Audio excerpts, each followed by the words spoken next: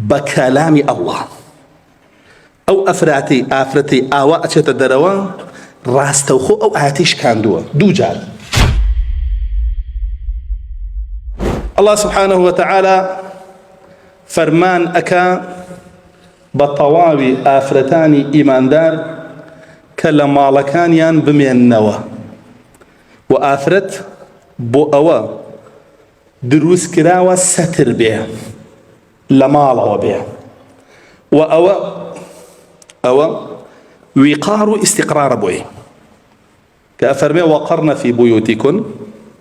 ئیمامی طەبەری ئەفەرمێ یعنی ئەی ئافرەتانی ئیماندار ئێوە مانەوە بە هێوری و بە پارێزراوی لە ماڵەکەتانە بۆتان هەیە کە هێور و پارێزراویش بوون لە ناو ماڵەکەتانە ویقارتان ئەبێ شکۆتان ئەبێ ناشکێن تعلیقتان لێ نادرێ سوکایەتیتان پێ ناکرێ بوهتانتان بۆ ناکرێ پیاوی منافق و دڵنەخۆش شواردەورتان ناگرێ کافر و مشریک بۆ مەبەستی خۆی بەکارتان ناهێنێ تا لە ماڵەوە بی پارێزراوتری وەکو ئافرەت الله سبحانه وتعالى وافەرمێ. پاشان ئەفەرمێ ولا تبرجن تبرج الجاهلية الأولى ونكن تبرج بكن هر وكو چون أهلي جاهلية مبستي كافران بيش هاتني إسلام يعني ما قرنوا دواوا ايو برو بيشو برون مچنو سربازي كافر ومشرك كان كلا بيش إسلاما لسريبون جاهليتي أولى كبيسترين جاهلية بو هیچ دینێکیان نەبوو هیچ ڕەوشتێکیان نەبوو یعنی مەگەڕێنەوە بۆ بێدینی و بەدڕەوشتی بەچی بەوەی تەبەڕوج مەکەن. ئیمامی مجاهد فەرمێ كانت المرأة إذا خرجت مشت بين الرجال بدون استحياء منهم فەرمێ ئەم ئاەتە بۆ ئافرەتانە دابەزی کە ئەچوونە دەرەوە لە ماڵەکانیان و بەناو پیاوانە ڕۆشتن شەرمیان لە پیاوان ناکرد. يعني چی شەرمیان لە پیاوان ناکرد يعني هەموو جوانێکی خۆیانیان بۆ دەرەخستن.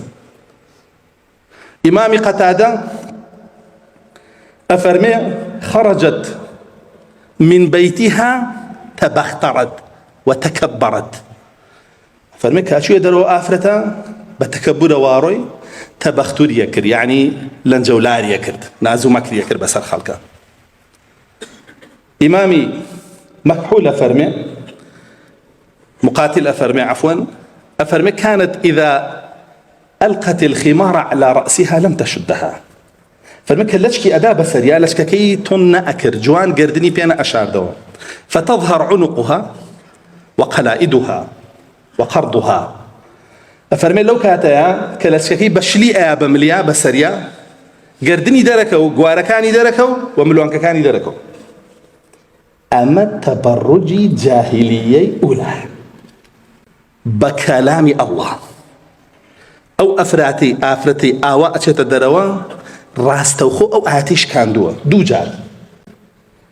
جارێک قەرار و استقرار و وقاری ماڵەکەی قبوڵ نەکردووە جارێکیش تەبەڕوجی جاهیلیەی کردووە یعنی وەکو ئافرەتەکانی ئەبوو لەهەب و ئەبوو جەهل و ئەوان هەڵساوە و دانیشتووە ئەمەشی لا ثەقافەتە ئەمەی لا پێشکەوتنە ئیتر ئەمە أو بريش كان دني فرماني الله لو آتها كلامي مني رتيكيتو باشا آتي الله جل جلاله قسي من برورتي كروك يا شمالي بس آتي الله تو قناعتي بكلامي الله نيا نقصي ما وصاله يقصي ما وصاي كتر أما كلامي الله باشا أنا فرمي وأقمنا الصلاة وآتينا الزكاة نيش بكن نيش لك يبكن لما الله باشتر بوان تامس قوت يعني بونويجيش اگر بيانا بينا دروا نقبو قران بياسا شتخواردن ام مطعم او مطعم او شيريني ام شيريني ام حفله او حفله او سيران او سيران نبو اوجنا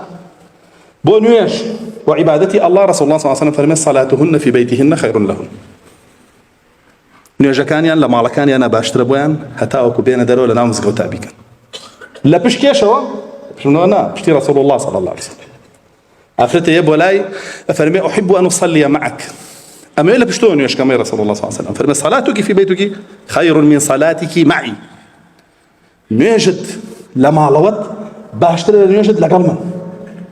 ئەمە کێ وا فەرمێ؟ رەسوڵ الله صلی الله علیه وسلم وا فەرمێ. لە چ سەردەمێکا وا فەرمێ؟ لەم سەردەمی فەسادیە؟ نا، لە سەردەمی سەحابەیە، پاکترینی ئینسانەکان. بە چێ وا فەرمێ؟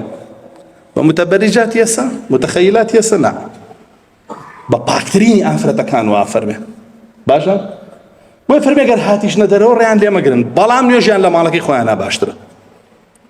ئەمە بۆ نوێژ کە هاتە دەرەوە نابێ بۆ شەوە بێت دەرەوە. ئەقیمنە الصەلاة، نوێژ بکەن، وئەتینا الزەکاة، زەکات بدەن، وئەطیعنا الله وەرەسوولەه. واگادار بنە ئافرەتانە فەرمێ ئیطاعی الله و ڕەسوولەکەی بکەن.